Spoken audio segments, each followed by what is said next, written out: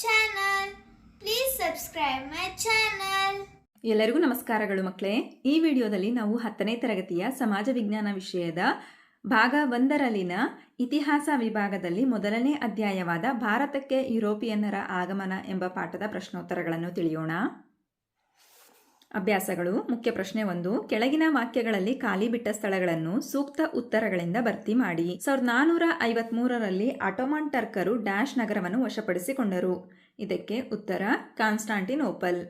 1453ರಲ್ಲಿ Ottoman ಟರ್ಕರು Constantinople ನಗರವನ್ನು ವಶಪಡಿಸಿಕೊಂಡರು. ಎರಡನೆಯ ಬಿಟ್ಟ ಸ್ಥಳ, ಭಾರತ ಹಾಗೂ ಯುರೋಪ್ ನಡುವೆ ಹೊಸ ಜಲಮಾರ್ಗವನ್ನು ಕಂಡುಹಿಡಿದವನು ಡ್ಯಾಶ್. ಇದಕ್ಕೆ ಸೂಕ್ತ ಉತ್ತರ ವಾಸ್ಕೋಡಿ ಗಾಮ.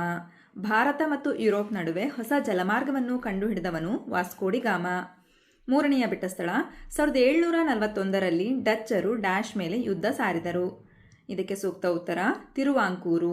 1741ರಲ್ಲಿ ಡಚ್ಚರು ತಿರುವಾಂಕೂರು ಮೇಲೆ ಯುದ್ಧ ಸಾರಿದರು. ನಾಲ್ಕನೆಯ ಬಿಟ್ಟ ಸ್ಥಳ, ಭಾರತದಲ್ಲಿದ್ದ ಫ್ರೆಂಚರ ರಾಜಧಾನಿ ಡ್ಯಾಶ್. ಇದಕ್ಕೆ ಸೂಕ್ತ ಉತ್ತರ ಪಾಂಡಿಚೇರಿ. ಭಾರತದಲ್ಲಿದ್ದ ಫ್ರೆಂಚರ ರಾಜಧಾನಿ ಪಾಂಡಿಚೇರಿ. ಐದನೆಯ ಬಿಟ್ಟ ಸ್ಥಳ, 1757ರಲ್ಲಿ ರಾಬರ್ಟ್ ಕ್ಲೈವ್ ಮತ್ತು ಸಿರಾಜುದ್ದೌಲನ ನಡುವೆ ನಡೆದ ಕದನ ಡ್ಯಾಶ್. ಇದಕ್ಕೆ ಸೂಕ್ತ ಉತ್ತರ ಪ್ಲಾಸಿ ಕದನ. 1757ರಲ್ಲಿ ರಾಬರ್ಟ್ ಕ್ಲೈವ್ ಮತ್ತು ಸಿರಾಜುದ್ದೌಲನ ನಡುವೆ ನಡೆದ ಕದನ ಪ್ಲಾಸಿ ಕದನ. ಆರನೆಯ ಬಿಟ್ಟ ಸ್ಥಳ, ಬ್ರಿಟಿಷ್ ಈಸ್ಟ್ ಇಂಡಿಯಾ ಕಂಪನಿಗೆ ಬಂಗಾಳದ ದಿವಾನಿ ಹಕ್ಕನ್ನು ಡ್ಯಾಶ್ ನೀಡಿದನು. ಇದಕ್ಕೆ ಉತ್ತರ ಎರಡನೇ ಶಾ ಆಲಂ. ನಂತರ ಏಳನೆಯ ಬಿಟ್ಟ ಸ್ಥಳ, ಬಂಗಾಳದಲ್ಲಿ ದ್ವಿಸರ್ಕಾರವನ್ನು ಜಾರಿಗೆ ತಂದವನು ಡ್ಯಾಶ್. ಇದಕ್ಕೆ ಉತ್ತರ ರಾಬರ್ಟ್ ಕ್ಲೈವ್.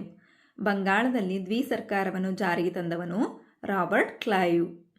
ನಂತರ ಮುಖ್ಯ ಪ್ರಶ್ನೆ 2. ಕೆಳಗಿನ ಪ್ರಶ್ನೆಗಳಿಗೆ ಗುಂಪುಗಳಲ್ಲಿ ಚರ್ಚಿಸಿ ಉತ್ತರಿಸಿ. ಪ್ರಶ್ನೆ 8.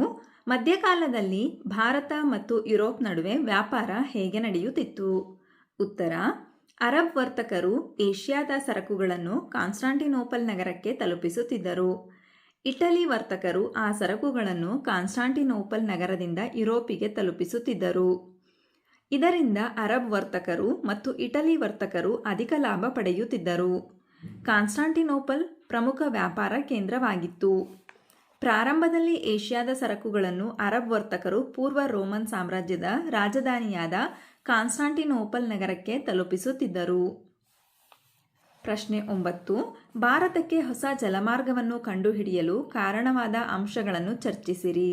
ಉತ್ತರ, 1453ರಲ್ಲಿ ವ್ಯಾಪಾರಿ ಕೇಂದ್ರವಾದ ಕಾನ್ಸ್ಟಾಂಟಿನೋಪಲ್ ಅನ್ನು ಟರ್ಕರು ವಶಪಡಿಸಿಕೊಂಡಿರುವುದು, ಟರ್ಕರು ವ್ಯಾಪಾರದ ಮೇಲೆ ತೀವ್ರ ತರಹದ ತೆರಿಗೆಗಳನ್ನು ವಿಧಿಸತೊಡಗಿರುವುದು, ಯುರೋಪಿನ ದೇಶಗಳ ರಾಜರು ಹೊಸ ಜಲಮಾರ್ಗಗಳನ್ನು ಕಂಡುಹಿಡಿಯಲು ಸಾಹಸಿ ನಾವಿಕರನ್ನು ಪ್ರೋತ್ಸಾಹಿಸಿರುವುದು, ಹೊಸ ವೈಜ್ಞಾನಿಕ ಆವಿಷ್ಕಾರಗಳಾದ ದಿಕ್ಸೂಚಿ, ಆಸ್ಟ್ರೋಲೋಬ್, ಸಿಡಿಮದ್ದು ಮೊದಲಾದವುಗಳು ನೆರವಿಗೆ ಬಂದಿರುವುದು.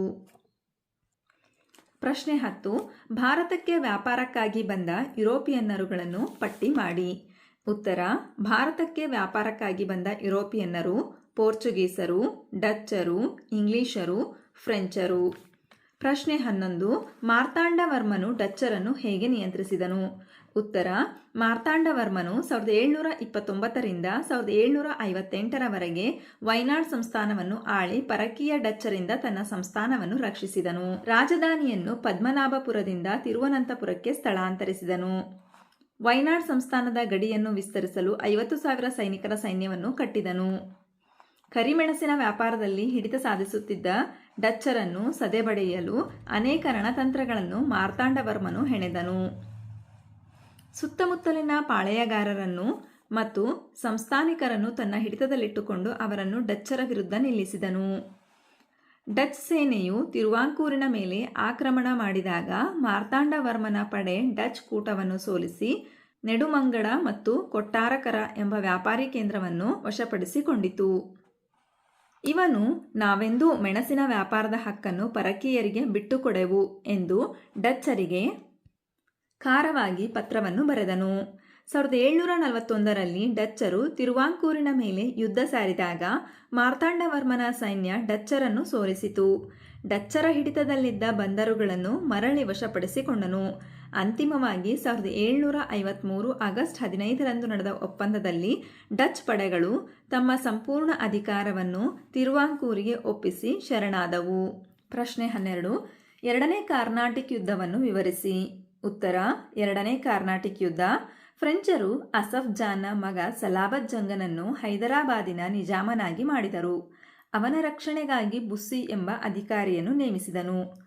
ಫ್ರೆಂಚರ ಬೆಂಬಲದಿಂದಾಗಿ ಚಂದಾ ಸಾಹೇಬನು ಕಾರ್ನಾಟಿಕ್ನ ನವಾಬನಾಗಿದ್ದನು. ರಾಬರ್ಟ್ ಕ್ಲೈವನು ಕರ್ನಾಟಕದ ಮೇಲೆ ಆಕ್ರಮಣ ಮಾಡಿ ಫ್ರೆಂಚರು ಮತ್ತು ಚಂದಾ ಸಾಹೇಬ್ನನ್ನು ಸೋಲಿಸಿ ಬಂಧಿಸಿ ಹತ್ಯೆ ಮಾಡಲಾಯಿತು. ಅವನ ಆಸ್ಥಾನಕ್ಕೆ ಬ್ರಿಟಿಷರು ಅನ್ವರುದ್ದೀನನ ಮಗನಾದ ಮೊಹಮ್ಮದ್ ಅಲಿಯನ್ನು ನವಾಬನಾಗಿ ನೇಮಕ ಮಾಡಿದರು. ಈ ಯುದ್ಧವು ಪಾಂಡಿಚೇರಿ ಒಪ್ಪಂದದೊಂದಿಗೆ ಮುಕ್ತಾಯವಾಯಿತು. ಫ್ರೆಂಚರು ಡೂಪ್ಲೆಯನ್ನು ಹಿಂದಕ್ಕೆ ಕರೆಸಿಕೊಂಡರು. ಪ್ರಶ್ನೆ 13. ಪ್ಲಾಸಿ ಕದನಕ್ಕೆ ಕಾರಣಗಳು ಮತ್ತು ಪರಿಣಾಮಗಳನ್ನು ತಿಳಿಸಿ. ಉತ್ತರ: ಪ್ಲಾಸಿ ಕದನವು ಬಂಗಾಳದ ನವಾಬ ಸಿರಾಜುದ್ದೌಲನಿಗೂ ಹಾಗೂ ಬ್ರಿಟಿಷರ ನಡುವೆ ನಡೆಯಿತು. ಪ್ಲಾಸಿ ಕದನಕ್ಕೆ ಕಾರಣಗಳು: ದಸ್ತಕ್ಗಳ ದುರುಪಯೋಗ, ಕೋಟೆಯ ದುರಸ್ತಿ, ಕಪ್ಪು ಕೋಣೆ ದುರಂತ. ಪ್ಲಾಸಿ ಕದನದ ಪರಿಣಾಮಗಳು: ಈ ಯುದ್ಧವು ಭಾರತೀಯರಲ್ಲಿದ್ದ ಅನೈತಿಕತೆ, ಅಸಂಘಟನೆ ಮತ್ತು ಈ ಕಾಲದ ವ್ಯಾಪಾರಿ ವರ್ಗದಲ್ಲಿದ್ದ ಲೋಭಿತನವನ್ನು ಪ್ರದರ್ಶಿಸಿತು. ಮೀರ್ ಜಾಫರ್ ಬಂಗಾಳದ ನವಾಬನಾದನು. ಕಂಪನಿಯು ಬಂಗಾಳ ಪ್ರಾಂತ್ಯದಲ್ಲಿ ವ್ಯಾಪಾರ ನಡೆಸಲು ಅನಿರ್ಬಂಧಿತ ಹಕ್ಕನ್ನು ಪಡೆಯಿತು.